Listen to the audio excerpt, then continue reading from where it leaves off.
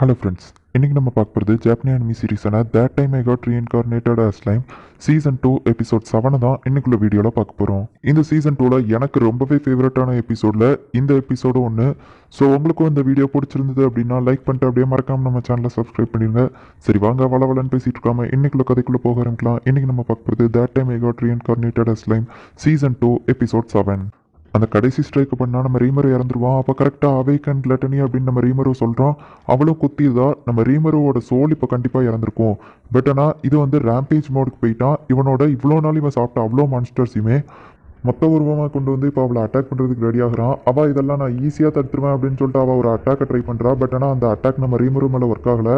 அவன் திருப்பி போயிட்டு அவளை அட்டாக் பண்ண ஆரம்பிச்சிருந்தான். உடனே அந்த ஹீனட்டா பொண்ணு பொறுமையாக இருந்தால் வேலைக்காகாது அப்படின்னு சொல்லிட்டு எல்லா ஸ்பிரிட்ஸையும் சமன் பண்ணி அவளை அட்டாக் பண்ண ட்ரை பண்ணிட்டு இருக்கும்போதே அப்படியே அவள் ஒரு ப்ரேயர் பண்ணி ஒரு பெரிய மேஜிக் சர்க்கிளை கிரியேட் பண்ணுறா. அது கிட்டத்தட்ட லேயராக போய் கிட்டத்தட்ட ஒரு பெரிய பிளாஸ்ட் மாதிரி கிரியேட் ஆகுது. அதுவும் அந்த குறிப்பிட்ட சர்க்கிள்குள்ளேயே. இதுலேருந்து நம்ம ரீமரு தப்பிச்சிருவான் அப்படின்னு பார்த்தா நம்ம ரீமருவா அவள் மொத்தமாக அழிச்சிட்டா. அவ்வளோதான், நம்ம ரீமரு அழிஞ்சிட்டானா அப்படின்னு நான் பார்த்துட்டு இருக்கும் போதே பார்த்தா அவன் அந்த இடத்துலேருந்து கிளம்பினோடனே நம்ம ரீமரு இந்த இடத்துல தான் ஒளிஞ்சிருக்கான். ஆக்சுவலி அவன் பாடி டபுள் அப்படிங்கிற ஸ்கில்லை யூஸ் பண்ணியிருக்கான். இப்போ அவள் போன உடனேயுமே நம்ம ராங்காவால் அந்த ஷேடோக்குள்ளேருந்து வெளியே வர முடியுது. மாஸ்டர் உங்களுக்கு ஒன்றாகலையே அப்படின்னு சொல்லிட்டு அவன் கெஞ்சிட்டு இருக்கவும் இப்போ தான் நமக்கு எக்ஸ்பிளைன் பண்ணுறாங்க. மான்ஸ்டர்ஸ் இந்த பேரியருக்குள்ளே வீக்காரு அப்படின்னு சொல்லவும் உன் கூட சண்டை போடுறதுக்கு எனக்கு டைமிங் இல்லை, ஸோ நான் சீக்கிரமாக இதை முடிச்சுட்டு போகணும் அப்படின்னு சொல்லிட்டு நம்ம ரீமரோ அவளை பார்த்து சொல்லிட்டு இருக்கோம்.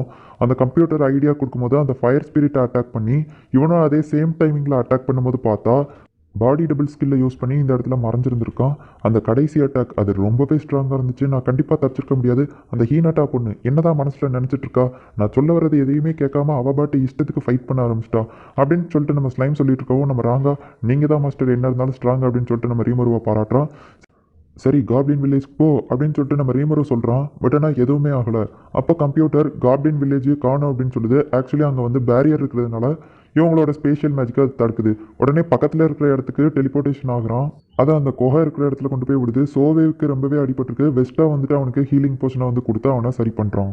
இங்கே என்னாச்சு அப்படின்னு சொல்லிட்டு நம்ம ஸ்னைப் கேட்கும் போதே பார்த்தா காபீரோ வந்துட்டு நான் அனுப்பின ஆளுங்க யாரையுமே காண்டாக்ட் பண்ண முடியல, ஏதோ ஒரு பேரியர் தடுக்குது அப்படின்னு சொல்லிட்டு காபீரோ சொல்லிட்டு இருக்கான். இந்த பேரியரை கிரியேட் பண்ண ப்ரீஸ்ட்டை தடுக்க போகும்போது தான் சோவேக்கு அடிபட்டுச்சு அப்படின்னு சொல்லிட்டு காபீரோட சிஸ்டர் சொல்கிறா. இப்போ நம்ம சோவே இது எல்லாத்துக்குமே காரணம் கிங்டம் ஆஃப் ஃபேல்மெத் தான் அப்படின்னு சொல்லிட்டு சொல்கிறோம்.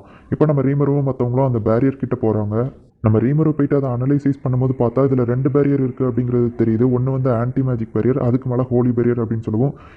என்ன அட்டாக் பண்ண அந்த ஹீனட்டா யூஸ் பண்ண அதே பேரியரா அப்படின்னு நம்ம ஸ்லைம் கேட்கவும் அது மாதிரியே தான், பட் ஆனால் அதுவும் இதுவும் வேற அப்படின்னு சொல்லிட்டு அந்த கம்ப்யூட்டர் ரிப்ளை பண்ணுது.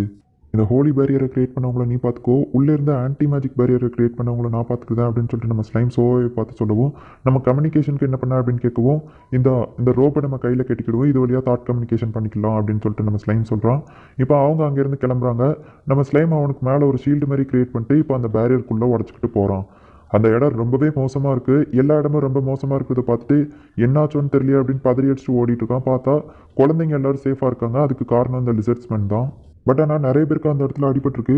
லார்ட் ரீமரோ நீங்கள் வந்துட்டீங்களா, நல்ல வேலை நீங்கள் சேஃபாக தானே இருக்கீங்க, உங்களுக்கு ஒன்றும் ஆகலையே அப்படின்னு சொல்லிட்டு அந்த ரீகட் வில்லேஜ் சீஃப் வந்து சொல்லிட்டு இருக்கான்.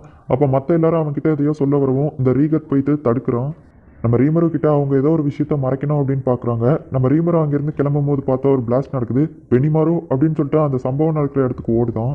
நம்ம பென்னிமாருவோ ரோசியஸோ சண்டை போட்டுட்டு இருக்காங்க. யோம் மயங்கி கீழே கிடக்குறான். இந்த மியோலான் தான் ஆக்சுவலி அந்த ஆன்டி பேரியர் மேஜிக்கு கிரியேட் பண்ணியிருப்பா அப்படிங்கிறதுனால அவளை பிடிக்க பென்னிமாரு வந்திருக்கான். ரோசியஸோ யோமும் சேர்ந்து அவனை தடுத்துக்கிட்டு இருக்காங்க. ரொம்ப கோவமாக இருக்கியா அப்படின்னு சொல்லி ரோசியஸ் கேட்கவும் நான் கோவப்பட்டா நீ தாங்க மாட்டா அப்படின்னு சொல்லிட்டு அவன் லைட்டாக பவரை காட்டினதுக்கே இவன் பறந்து போய் விழுறான்.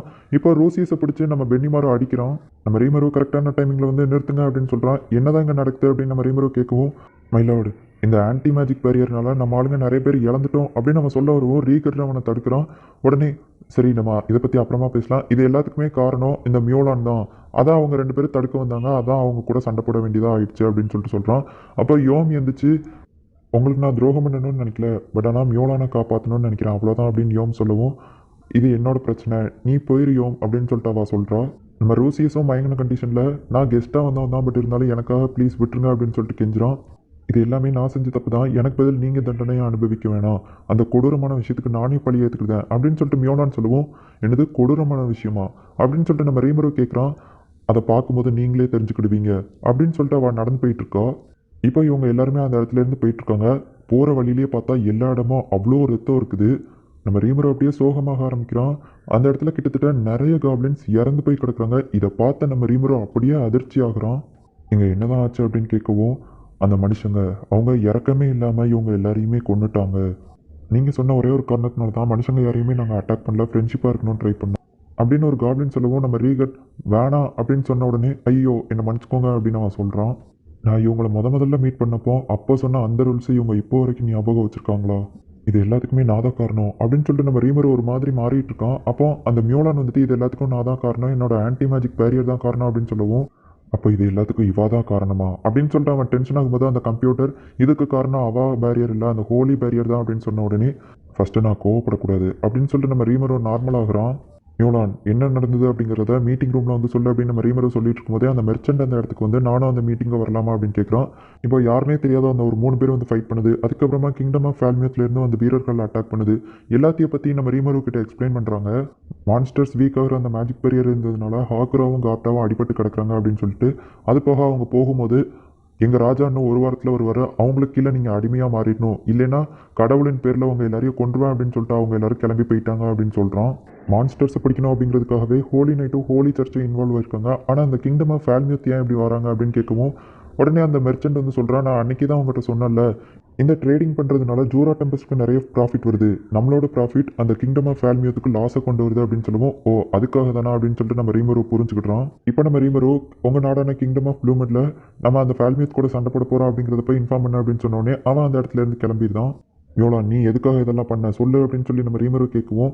நான் டீமன் லார்ட் கிளைமனுக்கு கீழே வேலை பார்க்குறேன் அப்படின்னு அவன் சொல்லவும் எல்லாருமே ஆச்சரியப்படுவாங்க. ஓ அப்போ இது எல்லாத்துக்கும் காரணம் டீமன் லார்ட் கிளைமன் தானே அப்படின்னு சொல்லிட்டு நம்ம ரீமரோ நினைக்கிறான். இந்த டீமன் லார்ட் கிளைமனுக்கு வேற சோழியே இல்லை, எப்போ பார்த்தாலும் ஜூஸை கையில் வச்சு சுற்றிட்டே இருக்கான், அவன் வில்லத்தனமாக சிரிக்கிறான். இந்த இடத்துல இந்த எபிசோட் முடியுது. இந்த காப்ளின்ஸ்லாம் இறந்ததை பார்த்த உடனே நம்ம ரீமரோ ரொம்பவே சோகமாயிட்டு ஒரு மாதிரி மாறிடுவான். அந்த மியூசிக்லாம் போட்டு நமக்கு வேற லெவலில் காட்டியிருப்பாங்க. அண்டு நெக்ஸ்ட் எபிசோட் அது எனக்கு ரொம்ப ரொம்ப ரொம்ப ஃபேவரட்டான எபிசோட். ஸோ மிஸ் பண்ணாமல் பார்த்து என்ஜாய் பண்ணுங்கள். அப்புறம் உங்களுக்கு இந்த வீடியோ பிடிச்சிருந்தது அப்படின்னா லைக் பண்ணிட்டு அப்படியே மறக்காமல் நம்ம சேனலை சப்ஸ்கிரைப் பண்ணிடுங்க. நெக்ஸ்ட் எபிசோட் போகிறதுக்கு இந்த எண்ட் ஸ்க்ரீனை கிளிக் பண்ணுங்கள். தேங்க்யூ ஃபார் வாட்சிங். பாய் கைஸ், நெக்ஸ்ட் எபிசோடில் மீட் பண்ணலாம்.